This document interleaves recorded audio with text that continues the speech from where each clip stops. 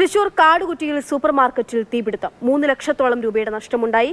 വെളുപ്പിന് 5:30ഓടെയാണ് തീപിടുത്തം ഉണ്ടായത്. MS ലിഷോയ് വിവരങ്ങളുമായുണ്ട്. ലിഷോയ്, ഇപ്പോൾ ഈ തീ പൂർണ്ണമായും നിയന്ത്രണ വിധേയമാക്കിയിട്ടുണ്ടോ?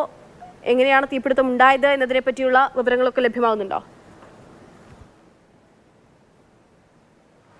എങ്ങനെയാണ് തീപിടുത്തം ഉണ്ടായതെന്ന കാര്യത്തിൽ പരിശോധനകൾ വേണമെന്നാണ് ഫയർഫോഴ്സ് ഉദ്യോഗസ്ഥർ ഉൾപ്പെടെയുള്ളവർ പറയുന്നത്. ഇന്ന് പുലർച്ചെയാണ് തീപിടുത്തം ഉണ്ടായത്. 5 മണിയോടുകൂടി ഈ സൂപ്പർ മാർക്കറ്റിൻ്റെ മുകളിലത്തെ നിലയിൽ നിന്ന് മുകൾ ഭാഗത്ത് നിന്ന് പുക ഉയരുന്നത് ഈ നാട്ടുകാരുടെ ശ്രദ്ധയിൽപ്പെട്ടു. അതോടുകൂടി ഈ സൂപ്പർ മാർക്കറ്റിൻ്റെ ഉടമകളെ ഇത് സംബന്ധിച്ച് വിവരം അറിയിക്കുകയായിരുന്നു. അങ്ങനെ ഉടമകൾ എത്തി ഉടനടി തന്നെ അതിനോടൊപ്പം തന്നെ ഫയർഫോഴ്സും എത്തി തീ അണയ്ക്കുകയും ചെയ്തു.